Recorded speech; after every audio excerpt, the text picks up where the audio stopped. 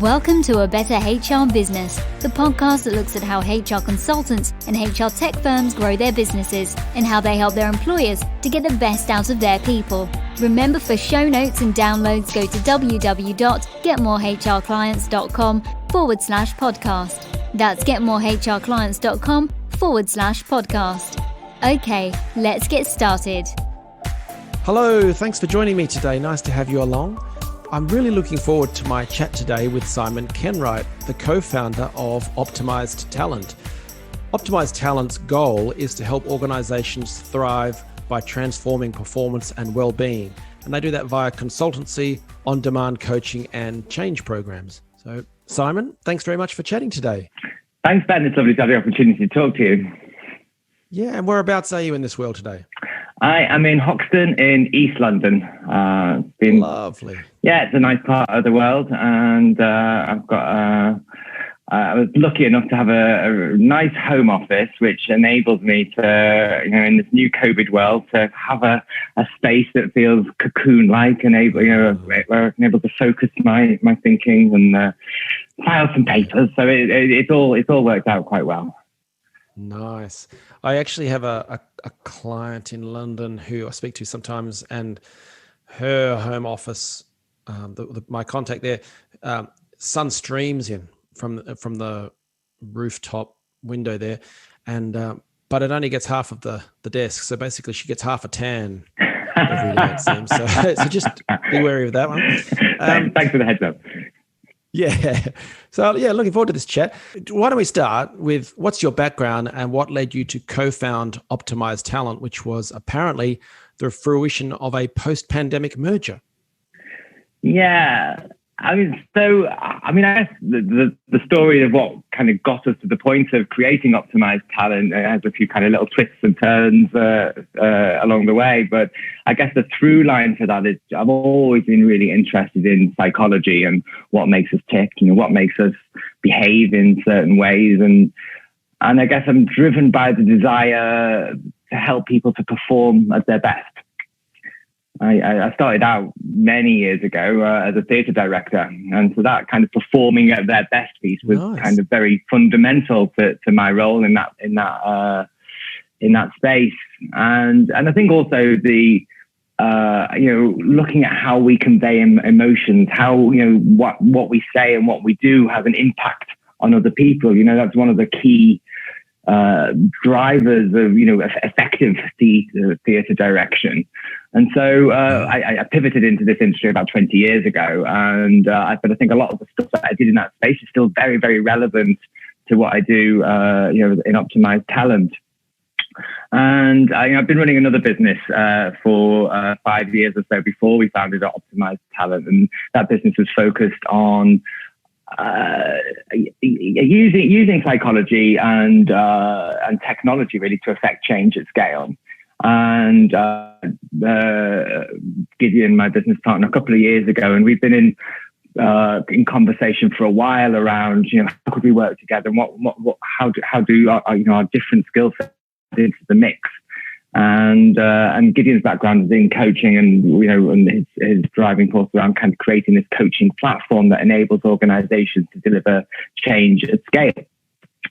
And so there was a very, very clearly a sweet spot between what we do, because I think in terms of the development space, 20 years of having worked in it, sometimes client side, sometimes as a consultant, one of the things that you see again and again is just how difficult it is for learning to have the kind of impact that it really needs and deserves when people go back to their day jobs. It's all too easy for people to go and have a lovely time on a training program, but actually, how much of that do they take, and how much of that do they really start to integrate into their day-to-day behaviors? And so, I think by providing coaching and other mechanisms, just using nudge theory, for example, is, it does enable us to offer a different level of support in terms of that learning transfer piece. So that's what created Optimised Talent, really. Is those two different angles coming together. It just really gives us the opportunity to affect to impact clients in different ways, but to really kind of turn up the volume on that affecting change at scale. And then, make it stick. So what exactly do you guys do and for whom? Well, I mean, as I mentioned, I'm kind of passionate about the connection between human potential, well-being, and organizational success. And I think there's an intrinsic link between each of those things. So we ultimately, enable people to be at their best, so teams and organizations can flourish. Part of our work is around that kind of consultancy piece. So we will go in and work with people within the organization to really flesh out what some of their challenges are, how we can help them move towards their goals. And that might take the form of facilitation, it might take the form of coaching, it might take the form of a series of training programs rolled out wherever and whenever they need. Our arm of the business is the coaching on demand platform, which is what enables coaching to organizations to benefit from that kind of coaching at scale, but coaching in a way that is much more measurable and much more accessible and more affordable for organizations. Typically, that coaching piece sits within the kind of C-suite, very senior levels of an organization. And I really believe in the democratization of learning. And I think there's so much benefit to giving people coaching earlier on in their careers to help them to work with their teams better, to collaborate better, to innovate better, whatever they need, really. But there's that kind of hands-on support as and when they need it, I think is really, really important. And as I say, really feeds that learning transfer piece. Who do we work with? We are sector agnostic. We work with many, many different sizes and types of organizations, so from engineering clients, big to Coca-Cola or Sky, ITV, and lots of people in the kind of creative industries, banking clients. And ultimately, we can support any organization that employs people. The kind of stuff that we do, is very much on that. How do we relate to each other, and how do we maximize the value of the interactions that we have on a day-to-day basis? So with that in mind, I don't think there are any organizations where we couldn't really offer any level of support. Yeah, it's nice to have that range of options available. And so you mentioned the on-demand coaching. Is that the online or virtual component that you introduced to the business? So that is certainly one of the online virtual components to the business, yes. So the coaching platform that we've created enables people to both find their coach and then kind of go through the entire coaching process all within the context of one platform. So it makes it a very clean and easy process for them. But there's other elements in terms of what we do in the virtual online space. And of course, I think we're not the only learning organization there talking about the need for online delivery. I think given the last 18 months, I think most organizations in this space have had to rapidly pivot their business models to be able to offer more online-based learning. And I think what's beneficial to us is, because of our history in terms of that change that sticks piece, nudge theory has always been a key element of what we do to really embed learning. And part of that has always been offering online support in between the face-to-face sessions. So as opposed to a lot of organizations that were primarily in that face-to-face space, we already had quite a lot of experience, and we know what it takes to really get people engaged and get people to really open up in that space, which is, of course, what's then going to help them to make changes that are kind of relevant and personal for them. Got it.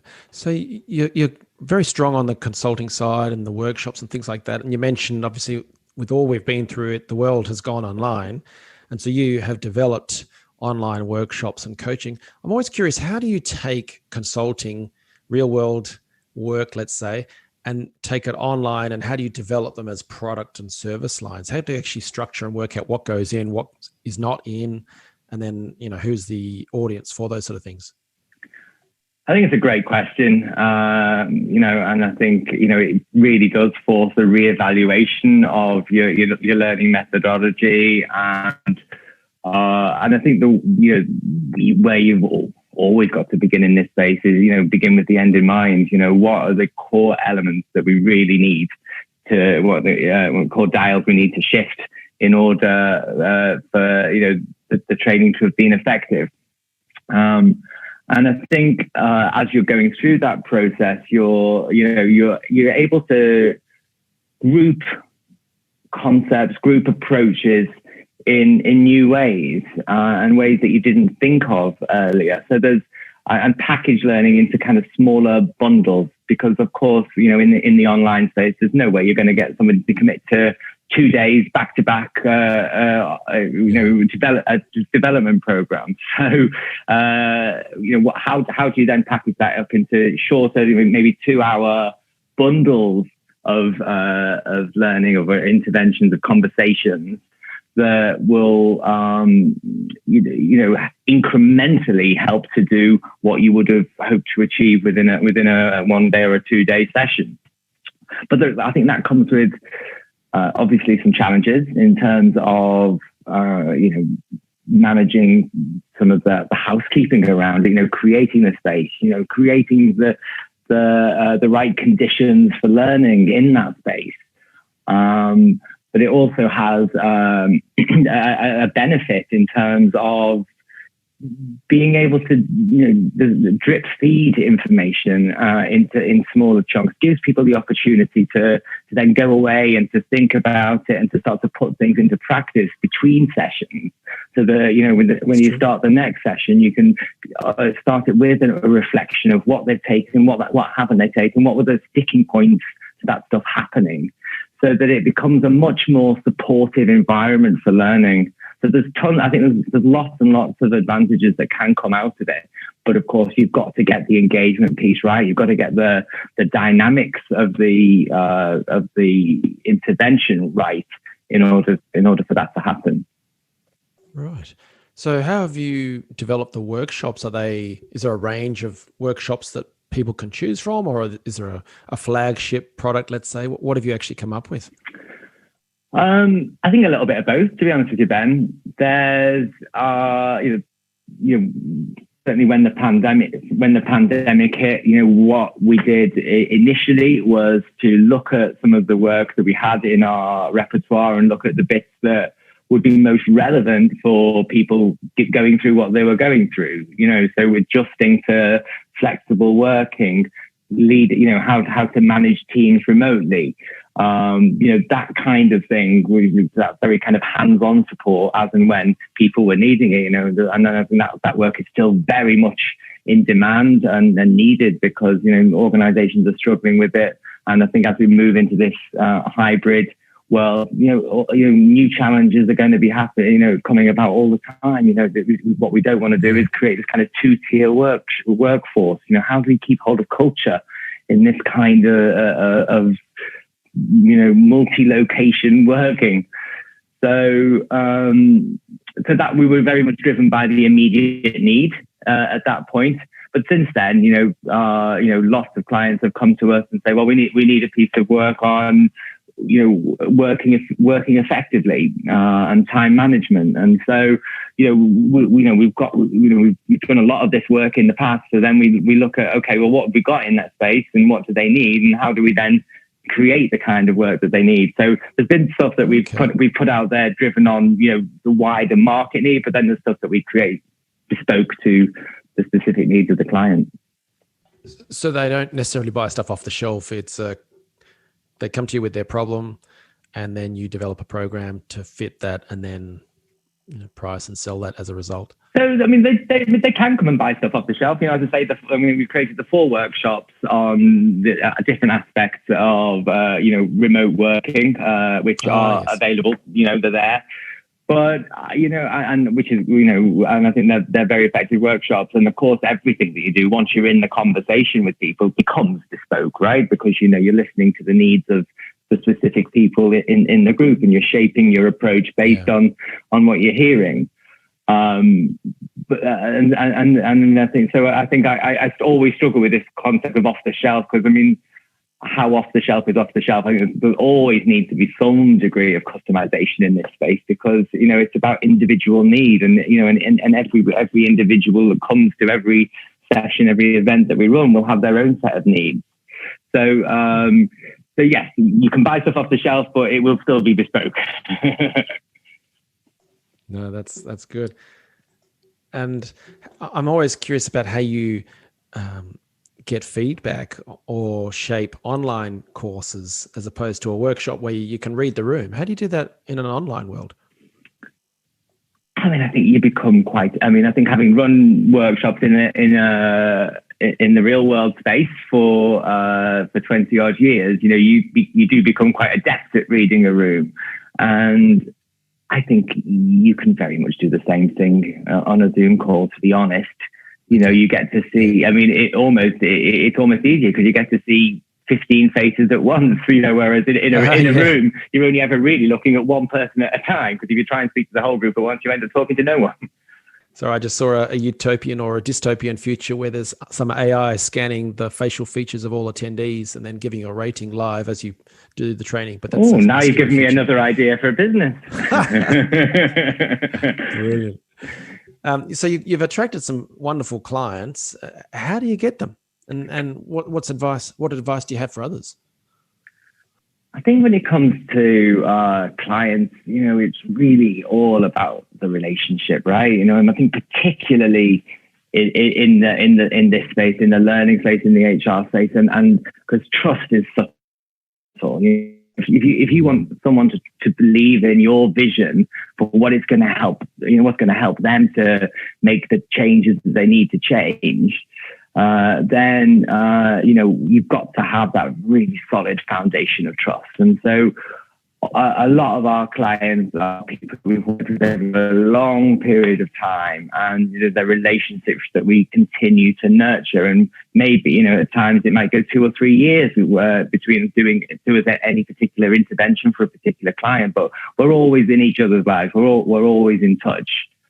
And so, I mean, when you talk about kind of business development, attracting clients, I think the biggest part of that is about managing the relationships that you've got. Because if you get that piece right, then those clients will go and talk about you to other people. And, word of mouth becomes such an important element in terms of the business development. And if you get that right, then your marketing does itself. So I think you focus in on the relationships, and then the rest of it, that will start to create a snowball in terms of, exposure, new avenues for work, etc. Now, that doesn't mean that we don't do other things as well, in the social media world, there's a million different channels, there's a million different ways to reach out and start to build relationships. Yeah.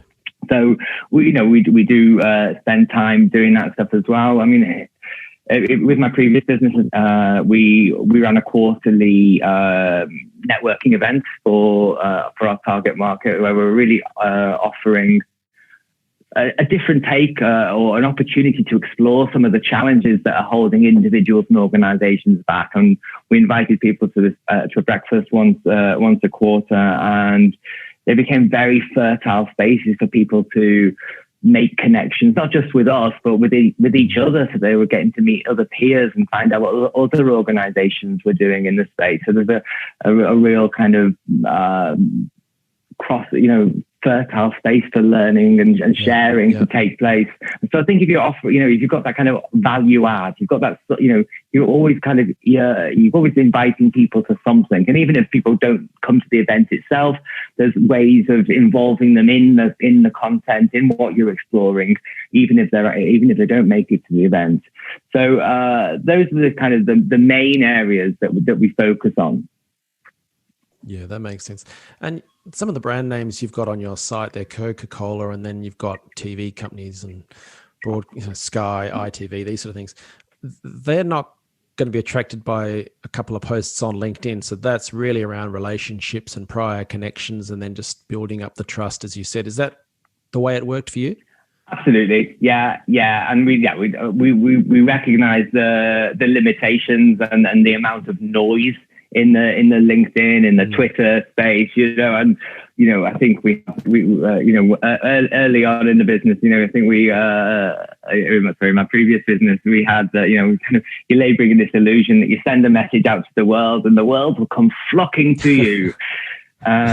And you quickly realize it doesn't quite work like that. So, I think what one of the benefits of having a previous business is you got your opportunity to try things out. You see what works, you see what doesn't work. And so going into a new business, we managed to take a lot of the learnings from past experiences and really kind of turn up the volume in terms of the effectiveness of our approach. And so, we recognize the need to use the social media channels in the right way. And, so you're not going to build trust instantly in that space, but you might get people interested in coming along to a webinar, which gives them the opportunity to explore stuff in much the same way as the breakfast that I described earlier would do.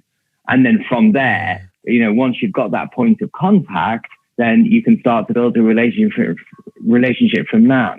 So I guess the thing is not to ask too much of people too quickly. It's a slow process, and don't expect, instantaneous results. Yeah. Although, you can invite them to a webinar, but I'm a sucker for a free croissant. So those quarterly events sounded good, actually. That's the one downside of the online piece. Yes, I've also had a lot of very poor quality croissants over the years, so I don't miss those ones. Yeah, no, fair call. Now, I've been asking you sort of marketing and client development sort of questions there just recently, but what's your general advice when it comes to growing a successful business in the broad HR industry? Well, I can't really speak for the broader HR piece because my experience is specifically in the organizational development and the learning and development space. But I think a lot of the things that are true for that are also true for broader HR businesses. And I think there's a couple of elements that come out for me from your question. Really, I think it's the first is around recognizing the depth of support that's necessary to affect change. Yeah. I think it's very easy for people, and when we live very busy lives, it's totally understandable why we do it. But it's easy for us to have items on our tick box. So we need to communicate this change in strategy, and that's the line item. And then once we've sent out an email to communicate the change in strategy, we can tick that box, and we never need to think about it again. If a CEO says, right, we better run some session on diversity and inclusion. That'll be an hour on Tuesday. Right? As you say, tick the box. Next. Yeah, absolutely. Yeah, I've done that one. Hang on a minute. Why isn't anything changing around here? So I think that's the key thing. And I think, as budgets get slashed and, everyone's trying to do less with more, it's really, really hard to give people the support that they need to make the changes that you're seeking to help you to achieve your organizational goals. And so I think as we move forward, I think there'll be more. There needs to be much more focus on the individual's needs. And that's where we can leverage technology in order to be able to really start to personalize people's organizational experiences to enable them to make them work for them. Absolutely. So I was going to ask what you see the future holding for HR in the world of work, but it sounds like you've already seen it coming in terms of the development of work but any other thoughts around that and what you're building in your programs and your consultancy? Well, I think just building out from that, I think that, obviously the pandemic's created a situation where individualized needs have been highlighted much more than ever. There's been a lot of people have been suffering with, mental health, well-being issues, whether that's from the isolation of working alone or the having to balance, family commitments and homeschooling your children and in amongst the working world, and levels of stress rising. And so, I think, good managers have been able to respond to that with a very personal approach and a very strong, one-on-one connection with each of their team. But I think there's a lot of organizations that are still struggling to get that piece right. But I think, the work that's happened in that space or is happening in that space is really healthy. I think the one-size-fits-all approach has never suited anyone. But I think a lot of organizations have tried to go down that route. Well, economies of scale, and we haven't got, we haven't got the time to think about all the individual implications of this change that we're seeking to make. And so I think, we're learning to galvanize technology in new ways, and that's the goal of Optimised Talent as well, to be able to do that. But I think the need to personalize these approaches to really get the return on investment the organizations are seeking. I think that's where we're heading. And I think that, there's always a kind of a 3-level approach in that, also, what needs to happen organizationally, the big picture level, what needs to happen at a team level, and what needs to happen, for us as individuals, what elements of our knowledge or behaviors or skill sets do we need to be able to hone in order to affect this change. And so, I think that personalization piece, works both, when you're looking at organizational design and learning design, but it also, filters down to helping people to have that more honest conversation with themselves and about their own needs and their own emotional states, in order to then put the right elements in place to help them to get to where they need to go. Absolutely. And the work you guys are doing with the consultancy and the programs, the coaching and so on, it's contributing to that better future that you're describing there, step by step. So I definitely applaud you for what you're doing. If people listening to this, yeah, absolutely. If people listening to this want to learn more or refer clients or team up in some way, what should they do next? I think our website's a great place to start, because it gives us a really good overview of what we do. It gives you some great case studies of the way that we've worked with different organizations. And as I say, everything that we do is bespoke really. So the story always starts with a phone call. It's great I love nothing more than picking up the phone or jumping on a Zoom just to explore some problems. Some of the time it'll turn into a great piece of work. Some of the time we'll decide that, maybe right here, right now isn't the right approach. But, I think, what we're able to offer is that kind of opportunity to take a step back, to look at the problem from a number of different angles and to decide, actually, maybe this is the right approach for us to go forward. Well, Simon, I've loved hearing about what you guys are doing, and I wish you all the best for the future. If you're listening to this on the go, check the show notes for the link to Optimised Talent. It's Optimised UK spelling, British spelling, so with an S. But yeah, that link will be in the show notes. But Simon, that just leads me to say thank you very much for sharing your story and for telling us about Optimised Talent today. Thank you very much. Oh, thanks, Ben. Been great talking to you. Thanks for joining us today on A Better HR Business, the podcast that explores the world of HR consulting and HR tech businesses. For show notes and downloads, go to www.getmorehrclients.com/podcast. That's getmorehrclients.com/podcast. Remember to subscribe and share the show with any friends who are busy growing a HR business. Thanks, and see you next time.